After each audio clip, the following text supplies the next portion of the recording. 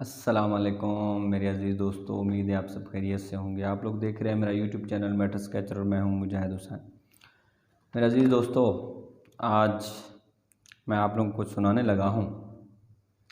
इसको सुनने के बाद ये शायर ने जो ये एक गज़ल है या नज़म है या कुछ अशार का मजमूआ है, ये लिखा और उन्होंने ये इस तरीके से लिखा कि जब वतन पाकिस्तान बन रहा था, वतन पाकिस्तान और वतन अज़ीज़ के लिए कोशिशें तेज़ हो चुकी थीं और हम सब के जो अहद थे, हम सब के जो वादे थे, हम लोगों ने जो एक दूसरे के साथ तय किया था वो क्या था और अब क्या हो रहा है, मैं उसके हवाले से भी बात करूँगा। वफ़ा के खोगर वफ़ा करेंगे ये तय हुआ था, वतन की खातिर जिए मरेंगे ये तय हुआ था। बवक्त हिजरत कदम उठेंगे जो सूए मंजिल, तो बीच रस्ते में दम ना लेंगे ये तय हुआ था। चार जानिब बहार आई हुई थी लेकिन बहार को एतबार देंगे ये तय हुआ था।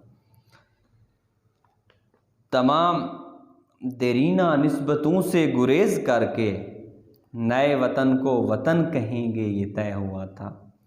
तमाम देरीना निस्बतों से गुरेज करके कि मैं अगर वतन अज़ीज़ बनने से पहले पठान था तो अब पाकिस्तानी हूँ, अगर बलोच था तो अब पाकिस्तानी हूँ, सिंधी था तो अब पाकिस्तानी हूँ, पंजाबी था तो अब पाकिस्तानी हूँ, कश्मीरी था तो अब पाकिस्तानी हूँ। अगर किसी भी मैं मजहबी हवाले से या कौमी हवाले से या नस्ली हवाले से जो भी था वो हमारी देरीना थी, पहले की थी, लेकिन अब क्या हूँ, मैं पाकिस्तानी हूँ। नए वतन को वतन कहेंगे ये तय हुआ था। खुदा के बंदे खुदा की बस्ती बसाने वाले खुदा के अहकाम पर चलेंगे ये तय हुआ था कि ये जो पाकिस्तान हम बनाने जा रहे हैं ये खुदा की बस्ती है, इसको हम बसाएंगे। इसको बसाया ऐसे नहीं जाता, इसको बसाया जाता है अल्लाह के अहकामात के ऊपर अमल पैरा होकर, अल्लाह से डर कर, अल्लाह के अहकामात को नाफिज करके इसको बसाया जा सकता है। ये हमने तय किया था, क्योंकि पाकिस्तान बनाते वक्त हमने नारा कौमियत का नहीं लगाया था, नस्ली नहीं लगाया था, हमने नारा लगाया था ला इलाहा इल्लल्लाह का। बग़ैर तख़सीस पस्त बाला हर एक मकामे दिए मसावात के जलेंगे ये तय हुआ था कि किसी भी डिपार्टमेंट के अंदर हो, किसी भी कौम के अंदर हो, किसी भी सूबे के अंदर हो, किसी भी ज़िले के अंदर हो, तो मसावात के दिए जलेंगे। किसके? मसावात के दिए जलेंगे। तो उसमें ये नहीं था सियासतदान करप्शन करेंगे, उसमें ये नहीं था कि विकीलीक्स के अंदर, डॉन लीक्स के अंदर, पेंडोरा बॉक्स के अंदर इनके नाम आएंगे। नहीं नहीं नहीं, किसी भी सूरत नहीं। मसावात होगा, सबके साथ इंसाफ होगा, ये तय हुआ था। किसी भी उलझन में रहबरों की रज़ा से पहले अवाम से इज़्न आम लेंगे ये तय हुआ था। सबसे पहले अवाम को हम क्या करेंगे, एतमाद में लेंगे। ये नहीं था कि हम करोड़ों की, अरबों की करप्शन करके बहर लंदन के अंदर फ्लैट्स लेंगे और बोरिया बिस्तर बांध के वहाँ पर चले जाएंगे। ये कहीं पर तय नहीं हुआ था। ये नहीं तय हुआ था कि अमीरों के बच्चे एचईसन के अंदर या अमीरों के बच्चे बहर पढ़ेंगे तो गरीब बेचारा इधर सरकारी स्कूलों के ऊपर मरेगा, पढ़ेगा टाट स्कूलों के अंदर, और वहाँ पर चेयर्स भी नहीं है। तो ये तय नहीं हुआ था। तमाम तर हल तलब मसाइल को हल करेंगे, जो तय नहीं है वो तय करेंगे, ये तय हुआ था। तमाम तर हल तलब मसाइल को हल करेंगे, जितने भी मसाइल होंगे। अगर बलूचिस्तान के अंदर एक बलोच मौलाना हिदायतुर रहमान की सूरत के अंदर अवाम के लिए वो अपना हकायक मांगेंगे, वो हस्पताल मांगेंगे, वो रोड मांगेंगे, वो गैस मांगेंगे, जो गैस उनका हक है वहीं से निकलती है, या वो स्कूल्स मांगेंगे, वो यूनिवर्सिटीज़ मांगेंगे, तो हम उसका नाम 4th शेड्यूल के अंदर नहीं डालेंगे, हम उसका नाम इंसदाद दहशत गर्दी के ऊपर नहीं डालेंगे, बल्कि हम उनके मसाइल को हल करेंगे। तय तो ये हुआ था। ये कहाँ तय हुआ था कि 2 पाकिस्तान बनेंगे, एक पाकिस्तान वाले अयाशी करेंगे, ऐशो इशरत करेंगे, उनके विल्लाज और महल्लात होंगे, और दूसरे पाकिस्तान वाले गरीब बेचारे मरेंगे भूख से, उनको भूख से इतना मरेंगे, बिलखते रहेंगे, उनके बच्चों के लिए रोटी नहीं होगी। लेकिन हमारे इशराफिया के कुत्ते भी मक्खन खाएंगे, ये नहीं तय हुआ था। तय तो ये हुआ था मसावात करेंगे, तय तो ये हुआ था हम एक घर की मानद, एक कौम की मानद, एक ख़ानदान की मानद रहेंगे। मेरे अजीज़ दोस्तों, इसी में किसी भी मुल्क के अंदर अगर इंसाफ के बोलबाला को देखा जाए तो उस इंसाफ के बोलबाला को देखते हुए उसके एक सुप्रीम तरीन इदारे को देखा जाता है। अगर वो एक इंसाफ के ऊपर मबनी खड़ा है या इंसाफ के ऊपर चल रहा है, अगर उसके अंदर इंसाफ का बोलबाला है, तो पूरी कौम के अंदर उनके गरीब भी उसी तरीके से उनको इंसाफ मुयस्सर होगा। अगर उसके अंदर इंसाफ नहीं है, इंसाफ की अगर दो चीज़ें हैं, तो इंसाफ अगर दो टुकड़ों में बटा हुआ है, कानून दो टुकड़ों में बटा हुआ है, तो उसका मतलब क्या है कि वो मुल्क, वो कौम, वो लोग एक तनज़ली की सूरत में जा रहे हैं। मेरे अजीज़ दोस्तों, पेंडोरा बॉक्स के अंदर जो हमारे पाकिस्तान आर्मी के जो जर्नेल हैं, पाकिस्तान आर्मी क्योंकि हमारा सुप्रीम इदारा है और अल्हम्दुलिल्लाह हमें इसके ऊपर फ़ख्र है, लेकिन जो इनके जर्नेल में ज़ाती हैसियत से बात कर रहा हूँ, जर्नेलों की ज़ाती हैसियत से बात कर रहा हूँ, ना कि मैं पाकिस्तान आर्मी को इसमें इन्वॉल्व कर रहा हूँ। इनके जो नाम आए, हम दरख्वास्त भी करते हैं चीफ ऑफ आर्मी स्टाफ से और उनसे मुल्तमस हैं पूरी कौम कि उनका कोर्ट मार्शल किया जाए। वो जो साबिक हैं, वो जो हाजिर हैं, जिनका नाम पेंडोरा बॉक्स के अंदर आया है। मेरे अजीज़ दोस्तों, मैं उसके हवाले से बताऊंगा कि सबसे पहले जनरल परवेज़ मुशर्रफ का नाम पेंडोरा बॉक्स में आ चुका है, general Ishfaq Parvez Kiyani, general Asim Saleem Bajwa, general Ijaz Shah, general Abdul Qayyum, general Sajjad Ghani, general Tanveer Tahir साबिक corps commander Rawalpindi, lieutenant general Afzal Muzaffar NLC, lieutenant general Ubaidullah Khattak साबिक IGFC Balochistan, lieutenant general Muzammil Hussain chairman वापडा, लेफ्टिनेंट जनरल खालिद मकबूल साबिक DG नैब के ये DG रहे हैं साबिक, जो लोगों का एहतसाब करते हैं और ख़ुद आज पेंडोरा के अंदर शामिल हैं। लेफ्टिनेंट जनरल आमिर रियाज साबिक corps commander Lahore, lieutenant general Shafaat Shah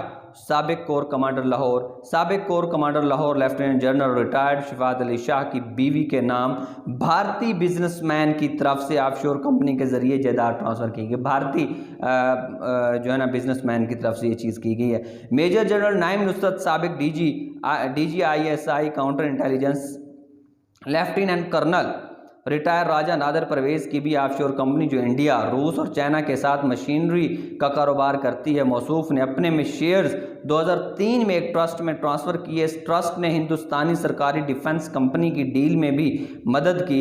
air chief marshal retired Abbas Khattak के बेटे का नाम शामिल है।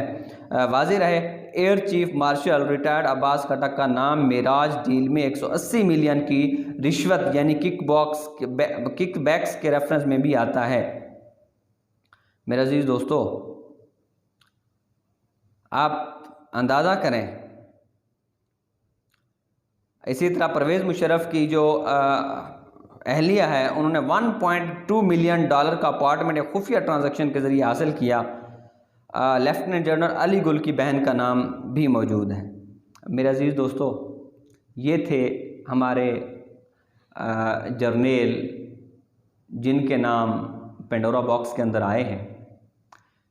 हमें अलमिया है कि पाकिस्तान के अंदर इंसाफ गरीब के लिए और है, अमीर के लिए और है। हम यकीन रखते हैं और हमें उम्मीद है इनका कोर्ट मार्शल होगा, इनकी पेंशनें ज़ब्त की जाएंगी, इनसे मुराद वापस ली जाएंगी, इनकी जायदादें पाकिस्तान के सरकारी ख़जाने के अंदर शामिल की जाएंगी, क्योंकि पाकिस्तान आर्मी, पाक आर्मी हमारा एक सुप्रीम इदारा है और इस सुप्रीम इदारे की वक़ार, इस सुप्रीम इदारे की इज़्ज़त, इस सुप्रीम इदारे की तकरीम हमें अपनी जान और माल से ज़्यादा अजीज़ है और ज़्यादा अजीज़ होनी चाहिए। लेकिन इसके अंदर मौजूद लोग जो कि दूसरे कंट्रीज़ के साथ या अपने मुल्क के इदारों का खुलवाड़ करते हैं, उनका एहतसाब होना चाहिए और उनको सज़ा दी जानी चाहिए, उनका कोर्ट मार्शल होना चाहिए। मैंने आप लोगों के सामने जो कुछ अशआर पढ़े, उसका मफ़हूम भी आप लोग, उसकी तशरीह भी आप लोग करें, तो उससे यही वाज़े होता है कि हमने ये वतन अज़ीज़ अपनी आज़ादी के लिए लिया था, अपनी ख़ुद एहतसाबी के निज़ाम को कायम करने के लिए लिया था, अपने अल्लाह के अहकामात के नफाज के लिए लिया था, अपनी कौम की, अवाम की तरक्की के लिए लिया था।